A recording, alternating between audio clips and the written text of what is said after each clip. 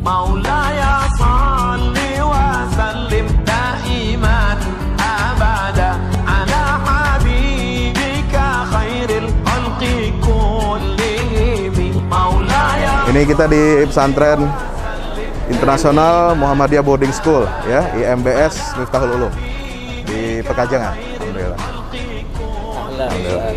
Alhamdulillah.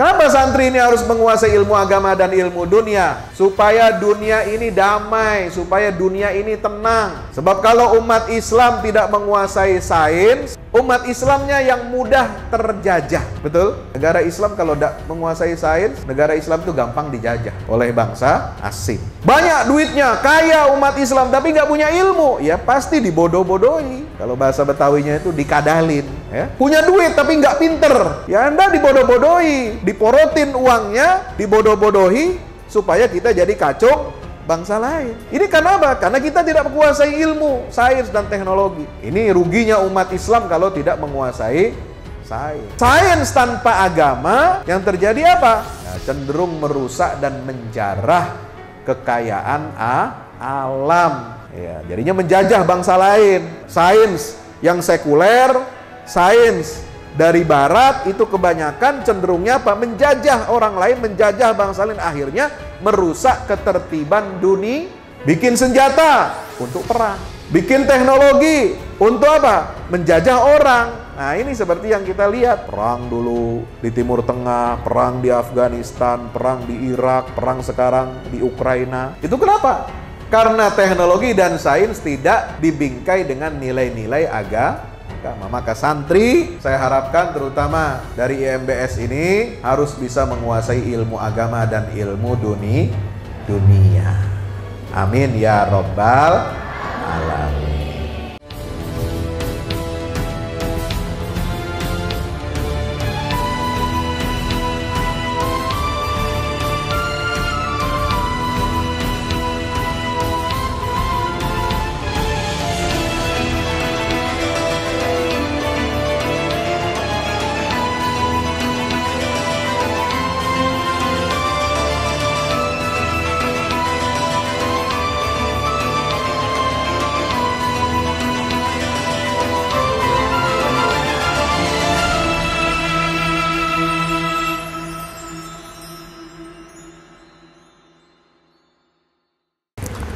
Bismillahirrahmanirrahim. Assalamualaikum warahmatullahi wabarakatuh.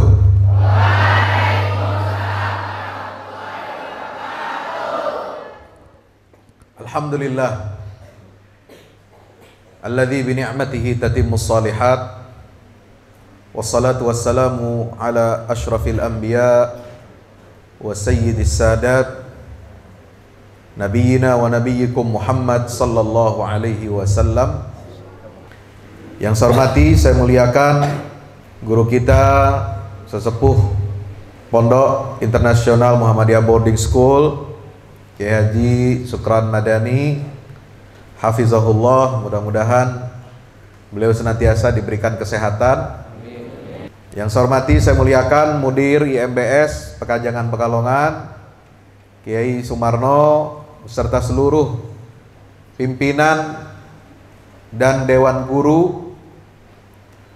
Yang saya cintai seluruh santriwan dan santriwati Pondok Internasional Muhammadiyah Boarding School Pekajangan, yang insya Allah saya doakan semuanya mudah-mudahan jadi ulama yang amilin, amin. Jadi ulama yang amar ma'ruf dan nahi mungkar. Jadi ulama pewarisnya ajaran Rasulullah sallallahu alaihi wasallam dan memberikan suluh pelita yang menerangi kehidupan umat Rasulullah SAW, bermanfaat di dunia dan akhirat. Amin ya Rabbal alamin. Alhamdulillah, bersyukur kepada Allah, bersalawat salam untuk baginda Rasulullah Muhammad sallallahu alaihi wasallam.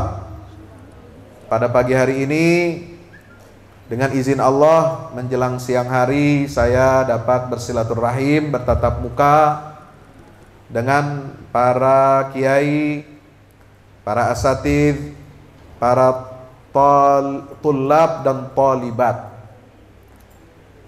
di pesantren ini, yang insya Allah mudah-mudahan memberikan kebaikan, kita mendapatkan keberkahan, dan kita mendapatkan keridhaan Allah Subhanahu wa ta'ala. Adik-adikku, anak-anakku semuanya yang berbahagia, menjadi seorang santri itu adalah satu kenikmatan dari Allah, satu kemewahan dari Allah. Loh, kok Pak Ustadz bilang mewah? Emang di sini hidupnya mewah? Enggak. Apakah di sini hidupnya senang-senang saja? Enggak. Fasilitasnya bintang 5? Enggak. Ya, di sini kasurnya pakai apa? Kamar mandinya berapa satu kamar? Kan kalau kamar mandi bintang 5 hotel itu satu kamar satu kamar mandi. Iya. Satu kamar mandi juga ya, tapi rame-rame gitu ya. Iya. Fasilitasnya sederhana, tapi sudah berupaya dengan maksimal ya, menyesuaikan dengan keadaan adik-adik, anak-anakku semuanya, memberikan khidmat pelayanan yang terbaik dan dengan fasilitas yang bisa diberikan untuk Anda semuanya. Menjadi santri itu kita ingat bagaimana perjuangan Rasulullah dalam berdakwah. Beliau mengkader, mendidik sahabat-sahabatnya ya. Pesantren pertama dalam sejarah Islam itu adalah Baitul Arqam. Rumahnya sahabat Nabi, anak muda yang umurnya 16 tahun. Anak muda 16 tahun itu namanya Al-Arqam bin Abil Arqam. Rumahnya jadi tempat pendidikan. Nabi sebagai guru, Nabi sebagai pendidik, Nabi sebagai pengarah spiritual dan intelektual para sahabat yang baru masuk Islam. Namanya apa? Baitul Arqam. Baitul Arqam inilah yang berhasil mencetak kader-kader militan dakwah Islamiyah, yang melahirkan tokoh-tokoh hebat seperti Sayyidina Abu Bakar, Utsman bin Affan, Abdurrahman bin Auf, Abdullah bin Mas'ud, dan lain sebagainya. Termasuk tentu saja Ali bin Abi Thalib. Kok Ustadz nggak sebut Umar bin Khattab? Ya, Umar bin Khattab radhiyallahu anhu masuk Islamnya tidak di awal tahun-tahun awal kenabian. Beliau baru masuk Islam setelah 6 tahun atau kurang lebih 7 tahun kenabian. Jadi beliau tidak dididik di mana? Di Baitul Arqam. Baitul Arqam ini untuk as-sabiqunal awwalun. Kenapa nggak ada Abu Hurairah disebut di situ? Abu Hurairah masuk Islamnya di Madinah setelah perang Khaybar. Ya. Baru Abu Hurairah datang dan menghadap Rasulullah masuk Islam. Jadi tidak semua sahabat itu dididik di Baitul Arqam, hanya as-sabiqunal awwalun. Jadi nanti kalau lihat tayangan televisi ada informasi tentang keislaman, nyebut sekolah pertama dalam madrasah peradaban Islam ini adalah Baitul Arqam. Inilah yang mendidik Abu Bakar, Umar, Utsman, Ali, Abu Hurairah. Harus kritis ya. Santri harus kritis. Betul dia madrasah pertama, tapi tidak semua sahabat itu lulusan Baitul Arqam. Di Madinah Rasulullah setelah hijrah juga mendirikan madrasah. Madrasahnya ada di mana? Suffah. Itu emperan terasnya Masjid Nabawi. Ya. Nah, baru di situ ada Abu Hurairah, ada Zaid bin Thabit yang Islamnya di Madinah, ya. Kemudian ada Khalid bin Walid dan banyak sahabat-sahabat Rasulullah yang di Madinah. Dan tapi yang di ahli Suffah ini umumnya mereka yang fuqara, fakir miskin, yang menekuni tafakuh fiddin. Itulah sahabat-sahabat yang menjadi lulusan madrasah yang dikenal dengan istilah ahlus suffah. Tafakuh fiddin ini adalah salah satu ciri umat Islam. Selain amar ma'ruf nahi mungkar sebagaimana perintah Allah, kuntum khaira ummatin ukhrijat linnas ta'muruna bil ma'ruf wa tanhauna 'anil munkar. Selain daripada firman Allah, wal takum minkum ummatun yad'una ilal khair wa ya'muruna bil ma'ruf wa yanhauna 'anil munkar. Amar ma'ruf nahi mungkar itu harus berlandaskan ilmu. Kalau nahi mungkar, amar ma'ruf nahi mungkar cuma modal semangat, nah itu tidak bisa. Anda punya ghirah keislaman tinggi, amar ma'ruf nahi mungkar, tapi tidak pakai ilmu, itu lebih banyak merusaknya nanti daripada memperbaiki. Makanya selain doktrin amar ma'ruf nahi mungkar dalam Al-Quran, itu di awal-awal surat Madaniyah, Allah juga menegaskan pentingnya kita menguasai ilmu. Terutama ilmu agama. Maka turunlah firman Allah dalam surat At-Taubah, falaula nafara min kulli firqatin minhum ta'ifatun liyatafaqahu fid din waliyunziru qaumahum idza raja'u ilaihim la'allahum yahdharun. Jangan semua orang beriman itu keluar untuk berjihad fisik, jihad di jalan Allah secara fisik, jihad militer. Jangan semua.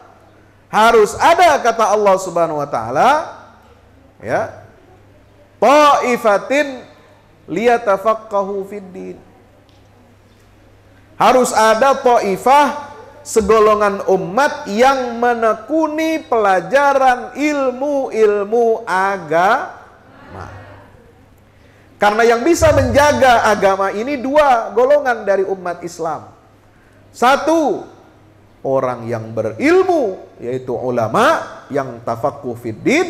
Yang kedua yang melindungi agama ini adalah para mujahid yang disebut dalam Al-Quran tadi, falaula nafara min kulli firqatin minhum ta'ifah makanal mu'minu liyanfiru kaffah. Ya, orang-orang mujahid ini jaga agama. Tapi ada yang bertugas menjaga agama lagi yang lebih tinggi derajatnya daripada mujahid, adalah orang yang bertafaqquh fiddin. Kenapa? Kok jaga agama dengan belajar agama? Bukan jaga agama itu seperti aparat keamanan, jaga gedung. Seperti polisi, jaga area-area, wilayah-wilayah yang vital milik negara. Apakah tidak seperti tentara yang menjaga kedaulatan negara dari serangan serbuan asing? Iya, itu penting. Tapi yang lebih penting daripada itu adalah bukan hanya menjaga fisik, menjaga kedaulatan negara, menjaga keamanan negara, tetapi yang lebih penting adalah menjaga kemurnian agama. Maka kalau santri ini kan hebat, betul? Apa hebatnya santri? Agama saja dijaga, apalagi anak mertua.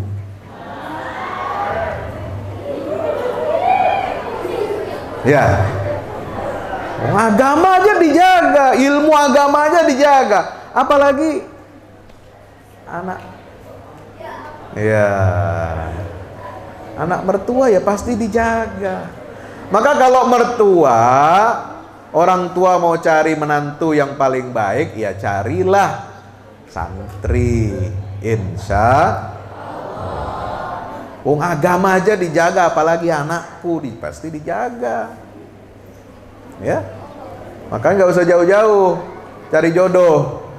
Nanti ya, yang santri laki-laki mau cari jodoh setelah lulus kuliah, setelah ada pekerjaan yang baik, ya cari jodoh yang latar belakangnya juga santri. Ya, yang santri perempuan nanti lulus kuliah, lulus pesantren, ya sudah ada keinginan untuk berumah tangga, ya carilah suami yang latar belakangnya dari pesantren, insya Allah. Ya. Maka ini jadi kadar-kadar umat yang baik, kan melahirkan generasi khaira ummah. Kalau anak santri dengan santri lagi menikah, ya lulusan pesantren dengan pesantren menikah, nanti misalnya ada yang menekuni ilmu agama, nanti ada yang menekuni ilmu umum, sama-sama latar belakang pesantren, kan enak membangun rumah tangganya. Insya Allah sudah menjiwai ajaran agama, sudah terbiasa mengamalkan ajaran agama, mendidik anaknya nanti dengan nilai-nilai agama, menyebarkan dakwah sebagai rahmatan lil alamin ke seluruh penjuru dunia juga dengan ilmu agama dan ilmu dunia. Kenapa? Kenapa santri ini harus menguasai ilmu agama dan ilmu dunia? Supaya dunia ini damai, supaya dunia ini tenang. Sebab kalau umat Islam tidak menguasai sains, umat Islamnya yang mudah terjajah. Betul? Ya, negara Islam kalau tidak menguasai sains, negara Islam itu gampang dijajah oleh bangsa asing. Banyak duitnya, kaya umat Islam, tapi nggak punya ilmu, ya pasti dibodoh-bodohi. Ya, kalau bahasa Betawinya itu dikadalin. Ya, punya duit tapi nggak pinter, ya Anda dibodoh-bodohi, diporotin uangnya, ya dibodoh-bodohi, supaya kita jadi kacau bangsa lain. Ya. Ini karena apa? Karena kita tidak menguasai ilmu, sains dan teknologi. Ya. Ini ruginya umat Islam kalau tidak menguasai sains. Sains tanpa agama, yang terjadi apa? Nah, cenderung merusak dan menjarah kekayaan alam. Ya, jadinya menjajah bangsa lain. Ya, sains yang sekuler, sains dari barat itu kebanyakan cenderungnya apa? Menjajah orang lain, menjajah bangsa lain, akhirnya merusak ketertiban dunia. Bikin senjata untuk perang. Ya. Bikin teknologi untuk apa? Menjajah orang. Nah, ini seperti yang kita lihat. Ya, perang dulu di Timur Tengah, perang di Afghanistan, perang di Irak, perang sekarang di Ukraina. Ya. Itu kenapa? Karena teknologi dan sains tidak dibingkai dengan nilai-nilai agama. Maka santri, saya harapkan terutama dari IMBS ini harus bisa menguasai ilmu agama dan ilmu dunia. Amin ya Rabbal alamin. Ya. Jadi satu itu nasihat dari saya. Ya. Satu, cari jodoh. dari yang orang latar belakang pesantren. Yang kedua, kuasai ilmu agama dan ilmu dunia supaya peradaban Islam ini kembali berjaya dan memimpin dunia ini dengan nilai-nilai Islam yang rahmatan lil alamin. Seperti nenek moyang kita dulu. Peradaban Islam ketika jaya, zaman Khulafaur Rasyidin menguasai setengah dunia ini dengan ilmu, dengan kekuatan, dengan iman, menguasai wilayah bekas Romawi dan Persia. Ya, tidak lama setelah baginda Rasulullah SAW wafat, ya, hanya perlu setelah Rasulullah wafat itu umat Islam hanya perlu 15 tahun, ya, nggak sampai, bahkan hanya 10 tahun setelah Rasulullah wafat, umat Islam ini sudah menguasai Persia dan Romawi Timur. Dua negara adidaya itu dikalahkan oleh umat Islam. Ayatnya yang turun kepada Rasulullah itu adalah surat Ar-Rum yang turun di Mekkah, ya, pada masa-masa peristiwa setelah atau sebelum Isra dan Mi'raj Rasulullah SAW. Itu Allah sudah memprediksi, Allah sudah memotivasi. Jadi cara Allah mengangkat derajat umat Islam ini bagaimana? Dengan memotivasi umat Islam ini berpikir visioner, jangka panjang, bagaimana menguasai dunia, menguasai dan mengalahkan peradaban Romawi dan Persia. Apa ayatnya? Alif Lam Mim ghulibatir Rum fi adnal ardi wa hum min ba'di ghalabihim sayaghlibun fi bid'i sinin lillahil amru min qablu wa min ba'du wa yawma idzi yafrahul mu'minun binasrillah. Ya. Jadi kita harus mencontoh, ya, bagaimana Rasulullah menegakkan peradaban Islam ini. Ya, Romawi dan Persia sudah dikabarkan oleh Allah akan ditaklukkan oleh umat Islam. Itu ayatnya pada tahun 11 Hijriah turun, 11 kenabian, maaf. Kemudian di masa Khulafaur Rasyidin, Abu Bakar berhasil membebaskan wilayah Irak, kemudian disempurnakan seluruh wilayah Persia yang dulu dikuasai kerajaan Persia, tunduk kepada umat Islam di masa Umar bin Khattab. Kemudian negara Syam, Mesir, termasuk Palestina akhirnya kembali ke pangkuan Islam sebagaimana mewujudkan janji Allah Subhanahu wa taala dalam surah Al-Isra. Waliyadkhulul masjida kama dakhaluhu awwala marrah waliyutabbiru ma'al. Jadi kita harus punya visi global. Umat Islam ini mainnya jangan hanya di Pekajangan. Ya, cita-citanya jangan di dalam tempurung saja seperti katak. Ya, tapi harus mengglobal. Umat Islam ini harus menyebarkan Islam ke seluruh penjuru dunia. Kenapa banyak kezaliman, banyak kerusakan di muka bumi ini? Karena umat Islam tidak menjalankan perintah Allah untuk berdakwah, menyampaikan risalah Islam ini ke seluruh penjuru dunia. Kenapa banyak perang terjadi? Karena Amerika, Rusia, Cina, dan lain-lain sebagainya, negara-negara Eropa belum banyak tersentuh dengan Islam. Ya. Rakyatnya mungkin ada yang jadi mu'alaf, masuk Islam, tapi itu baru individu-individu.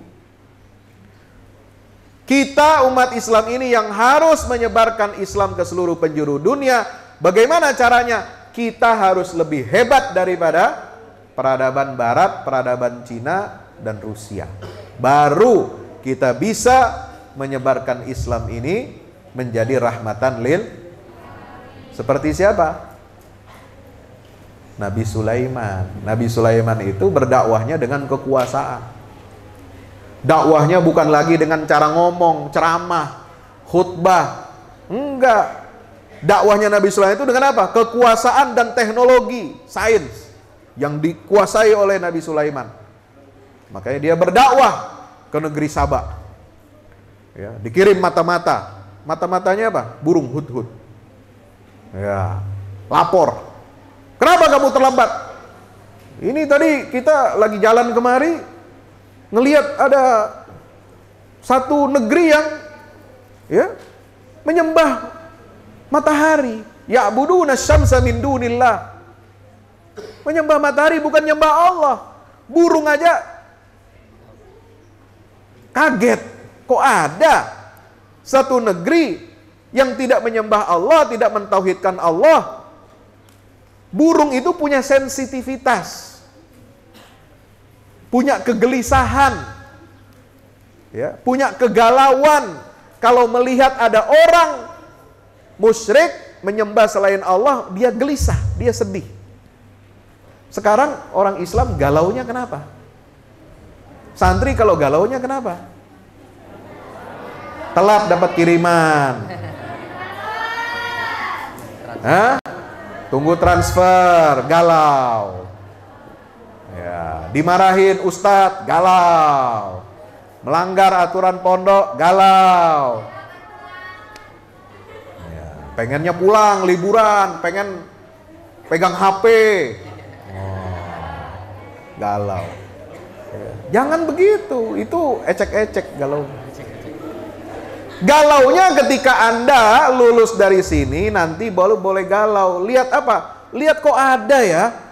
Udah banyak Islam tersebar, udah ada media sosial, udah ada TV satelit, udah ada internet. Kok masih ada bangsa di dunia ini yang tidak bertauhid kepada Allah? Itu Anda harus galau. Ya. Harus punya sensitivitas. Burung saja digambarkan oleh Allah dalam Al-Quran. Di zaman Nabi Sulaiman, galau melihat ada satu kaum Saba yang menyembah matahari selain daripada Allah.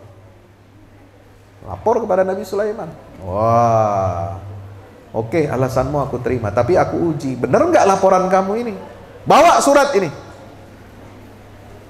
Innahu min Sulaiman wa innahu bismillahirrahmanirrahim. Allah ta'lu alayya wa'tuni muslimin. Singkat padat. Ini isinya ancaman, tetapi juga membawa rahmat dari Allah subhanahu wa ta'ala. Ini surat dari Raja Sulaiman dengan nama Allah yang maha pengasih dan maha penyayang. Ini menyebarkan dakwah, ini rahmat ya. Tapi dengan apa? Nada kekuasaan. Artinya apa? Peradaban Islam itu harus lebih kuat, harus lebih superior, harus lebih tinggi daripada peradaban kafir dan musyrik. Betul? Takbir. Jangan kalah sama mereka. Ya. Jangan kalah sama orang kafir, orang musyrik. Kita harus punya izzah, punya kewibawaan. Caranya bagaimana? Kita punya izzah, harus kuasai ilmu, pengetahuan, sains, teknologi. Ya, mudah-mudahan anak-anak santri sini bisa tembus ke PTN yang favorit. Insya bisa belajar, tembus ke Australia, Singapura, Jepang, ya, ke Amerika, Uni Eropa, insya Allah. Jangan visinya itu pendek. Udahlah habis pesantren, ya, lulus kuliah begini nggak jelas visinya. Ya. Harus untuk izul Islam wal muslimin. Dakwah seperti Nabi Sulaiman itu dengan kekuasaannya. Allah ta'lu alayya. Penduduk Sabak, pemimpin Sabak, jangan kamu sombong. Wa'tuni muslimin. Datanglah kepadaku dengan kalian tunduk dan berserah diri. Ini dakwah. Ya. Bukan sekarang kita yang didakwahi sama Amerika.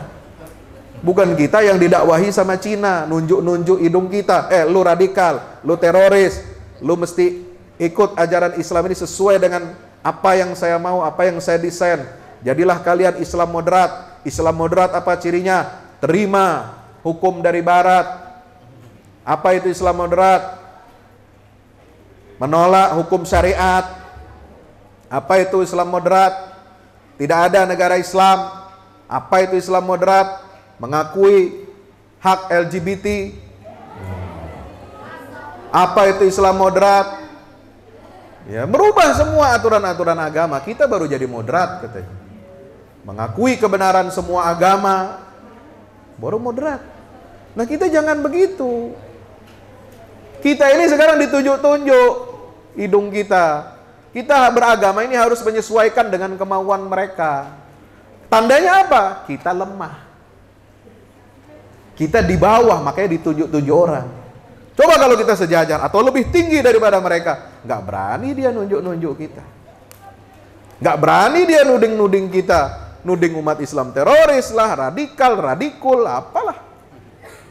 Ya, intoleran dan sebagainya. Ya, maka itu umat Islamnya harus kuat, harus cerdas, harus pintar, harus komitmen dan militan untuk menjalankan agama Allah Subhanahu.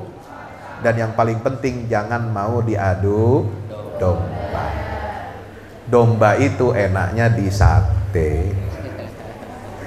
Sate domba, ndak enak.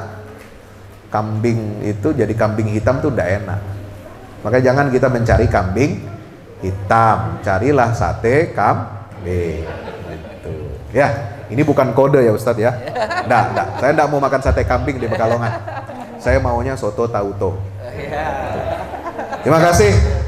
Demikian, mudah-mudahan bermanfaat bagi kita semuanya, adik-adik. Ayo, yang semangat belajarnya, banyak hafal Qur'annya, kuasai ilmu pengetahuan, perdalam ilmu agama. Insya Allah peradaban Islam kita di masa depan akan lebih baik, akan lebih maju di tangan adik-adik semua anak-anakku. Amin ya rabbal. Nasrun minallah fathun qarib wa basyiril mu'minin. Wassalamualaikum warahmatullahi wabarakatuh.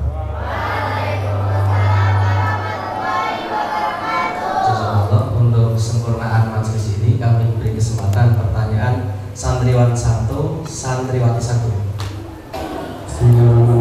Assalamualaikum warahmatullahi wabarakatuh. Waalaikumsalam. Ustaz, nama saya adalah Arsy Failasuf dari kelas 5C. Assalamualaikum. Pertanyaannya adalah, salahkah kita atau pantaskah kita jika kita mencari ilmu atau belajar atau sekolah hanya untuk bekerja? Maksudnya adalah untuk mendapatkan pekerjaan yang berpenghasilan tinggi, bukan untuk kemaslahatan umat. Banyak orang sekarang yang beropini bahwa sekolah atau belajar itu untuk bekerja atau keperluan individu. Syukran. Wassalamualaikum warahmatullahi wabarakatuh. Waalaikumsalam. Yang santriwati tajamnya langsung karena ustadznya waktunya sangat terbatas. Ada? Tafadhali. Santriwati, Sabar Homis, Rasul Sadis, Fadl. Visioner. Nah, Fadl. Visioner generasi 1. Ini namanya. Marhalah. Assalamualaikum warahmatullahi wabarakatuh. Assalamualaikum warahmatullahi wabarakatuh. Aku bisa mau nanya, bagaimana caranya membentengi agama Islam sedangkan keadaan sekarang itu dengan kemajuan teknologi. Terus kadang orang juga berpikiran, apa bedanya aku sama dia? Aku nggak pacaran, tapi dia nonton yang kayak gituan. Dia chattingan sama cowok. Terus apa bedanya dengan saya yang berpacaran? Semisal kayak gitu, terus gimana caranya biar kita tuh buat nguatin biar agama Islam itu nguatin hati diri kita kan, biar nggak terjerumus ke dunia itu. Sekarang, assalamualaikum warahmatullahi wabarakatuh. Salam.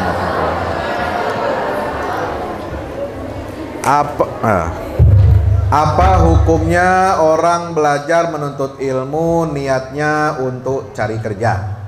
Nah, itu dan niatnya salah. Ya, kalau hukum menuntut ilmu kan wajib. Tapi menuntut ilmu itu yang wajib kalau kita sudah lakukan, kita sudah tempuh, itu sudah bagus. Tapi untuk sempurnanya proses menuntut ilmu kita, niat kita juga harus betul. Ya.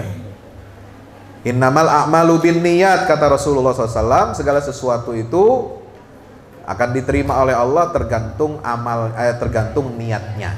Ya. Amal kita diterima Allah tergantung niatnya. Ya. Kalau kita niat menuntut ilmu hanya untuk mendapatkan dunia, ya kita dapat dunia tapi tidak dapat akhirat. Ya. Makanya Rasulullah mengatakan, "Man kanat hijratuhu lidunyan yusibuha aw imra'atin yankihuha fahijratu ila ma hajara ilaih." Orang yang berhijrah, sama kita analogikan dengan orang yang menuntut ilmu. Kalau dia hanya untuk dapat dunia atau untuk dapat cewek, ya misalnya nih, keren, wah lulusan Oxford Inggris, pengen dapat kerja, dapat istri cantik, ya, tapi tidak beragama, ya dia dapat penghasilan tinggi, dapat istri cantik, tapi tidak beragama, dapat. Karena sesuai dengan niatnya, dia diarahkan oleh Allah memang seperti itu. Tapi yang berhijrah, ya, untuk apa? Untuk Allah dan Rasulnya, maka dia akan mendapatkan pahala, dia akan dapat kebaikan dunia dan kebaikan di akhirat. Dia akan mendapatkan husnayain, hasanah fid dunya dan hasanah fil akhirat, sebagaimana cita-cita, doa dan visi orang beriman. Rabbana atina fid dunya hasanah wa fil akhirati hasanah wa qina adzaban. Kalau nuntut ilmu kita untuk mendapatkan ridha Allah, untuk menjadi kebanggaan Rasulullah SAW, maka dunia itu akan ikut dan tunduk kepada keinginan kita. Nah itu, ya. Tapi kalau kita niatnya hanya untuk dunia, ya nggak dapat apa-apa, nggak dapat ridha Allah, nggak dapat nikmatnya, kebanggaan, ya, menjadi umat Rasulullah Sallallahu Alaihi Wasallam. Itu yang pertama. Yang kedua, ini pertanyaan curhat. Ya, saya tuh bingung ya. Yang ditanyakan santriwati itu gimana nggak pacaran? Lah memang apa menariknya pacaran itu sekarang, saya mau tanya. Hah? Apa menariknya? Seneng, ya seneng. Itu belum waktunya, belum saatnya. Ya, itu hanya lintasan-lintasan, ya, dorongan-dorongan, bisikan-bisikan hawa nafsu. Ya, maka lebih baik kita gunakan waktu kita, fokus kita untuk, ya, menguasai ilmu. Ya, kalau sekarang hanya seneng, hanya keinginan kita itu rendah. Tapi kalau kita betul-betul menuntut ilmu dengan benar, kita bakal dapat yang lebih baik daripada itu. Iya. Ya, makanya seleranya kita harus dinaikin. Selera kita itu harus naik. Jangan murahan gitu ya. Jangan ngelihat drakor. Wah, ini santriwati kalau pulang ke rumah pegang HP lagi nonton drama Korea.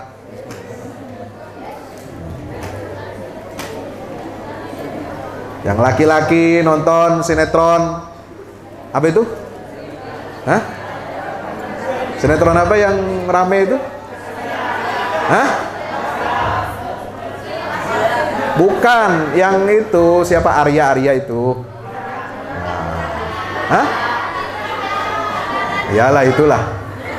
Sampai pejabat-pejabat kita itu sampai nonton katanya. Sampai termehek-mehek. Ada yang ngomong gitu di Twitter itu ya. Berapa menteri itu. Iya. Rakyat susah-susah ini malah cerita sinetron. Nggak tahu malu itu sih. Ya. Ya. Itu mempengaruhi, makanya kurangi hal-hal yang negatif seperti itu. Ya. Internet, fasilitas, kemudahan kita belajar, ya, itu gunakan untuk sebaik-baiknya. Cari-cari informasi, cari mulai dari sekarang. Gimana sih? Ya, Anda masih kelas 2 SMP, kelas 2 aliyah misalnya, itu yang dicari di internet itu bukan hal-hal yang negatif, tapi gimana? Gimana ya cara saya dapat peluang beasiswa ke Mesir, ke Al-Azhar, cara saya beasiswa ke Madinah, cara saya dapat beasiswa ke Australia. Itu yang harus jadi obsesi kalian. Ya, kita ini jangan jadi bangsa pengekor. Wah, mengekor ke drama Korea atau India. Ya. Ini penjajahan budaya. Kalau anak-anak santri saja sudah begitu, ini bagaimana yang awam? Ya, kita ini terjajah secara budaya, akhirnya kita tidak fokus dalam menuntut ilmu, ya. Maka ini harus kita hindari. Cari hal-hal yang bermanfaat, hal-hal yang positif, menjalin persahabatan, kekuatan, ya, antar marhalah, antar angkatan boleh, tapi jangan sampai menyerempet menyinggung masalah-masalah yang sifatnya asmara. Asmara itu nanti ada waktunya, ya. Cinta itu ada pasti, tapi ada waktunya nanti. Jangan kita habiskan waktu kita sibukkan dengan fantasi-fantasi yang gak jelas, ya. Itu urusannya nanti kalau sudah kita ada waktunya. Maka sesuaikanlah, ya, tingkat pemikiran, perilaku kita dengan jenjang pendidikan kita, supaya kita betul-betul maksimal untuk mencari ilmu. Demikian, mudah-mudahan bermanfaat.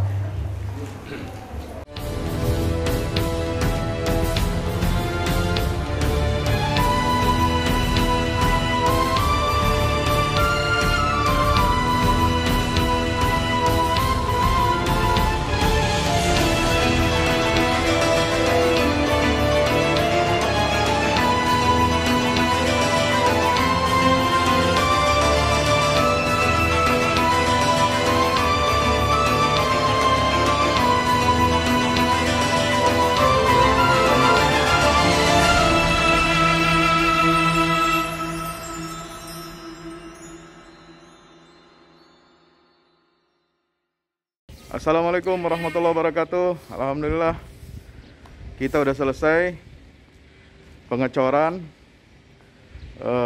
rooftop, ya. Itu tangga buat ke bawah. Yang ini di atas buat toren 2 biji. Ini semua udah dikeliling tembok. Ya, ini untuk lantai paling atas buat futsal, buat jemuran, buat tanaman hidroponik juga ntar insya Allah, ya. Terus support, ya teman-teman. Alhamdulillah terus selesai pengecorannya semuanya, ya. Ini progres kita terbaru, dan jadi buat olahraga, buat utilities, ya, multiguna. Nah, kita turun sini semua. Ini lantai 3. Ini untuk asrama, ya, untuk kamar-kamar, dan nah, di situ musola. Nanti di situ musola, ya. Ini kamar-kamar dan musola buat santri-santri tahfiz kita, insya Allah.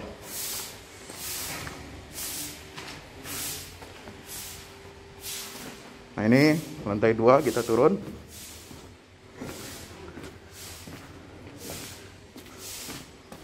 Ini untuk kelas-kelas, ya. Kelas-kelas tahfidz, kelas-kelas tadabbur. Insya Allah mau udah jadi. Alhamdulillah, ke dukungan antum semua. Nah, tinggal ke bawah, di sini buat aula. Aula semua di sini, ya. Mohon doanya terus, mudah-mudahan berkah, mudah-mudahan cepat jadi finishing. Kira-kira finishingnya ini butuh 1,5 M lagi, ya. Mudah-mudahan. Al-Fatihah. Al-Fahmu Institute mempersembahkan serangkaian buku karya Ustadz Fahmi Salim LCMA. Buku pesan-pesan tauhid untuk negeri di masa pandemi. Buku mutiara ilmu-ilmu Al-Quran. Ada diskon 20% untuk buku tafsir sesat 58 esai kritis wacana Islam di Indonesia dan buku kritik terhadap studi Al-Quran kaum liberal. Anda dapat memesannya melalui layanan WhatsApp di nomor 08777 063 7192. Dengan format pemesanan ketik nama, alamat lengkap, nomor handphone, dan jumlah buku yang diorder. Ongkos kirim di luar harga buku dan menyesuaikan wilayah dengan paket standar. Lampirkan juga bukti transfer Anda ke rekening BNI Syariah di 0631 748573. Tunggu apa lagi? Pesan sekarang.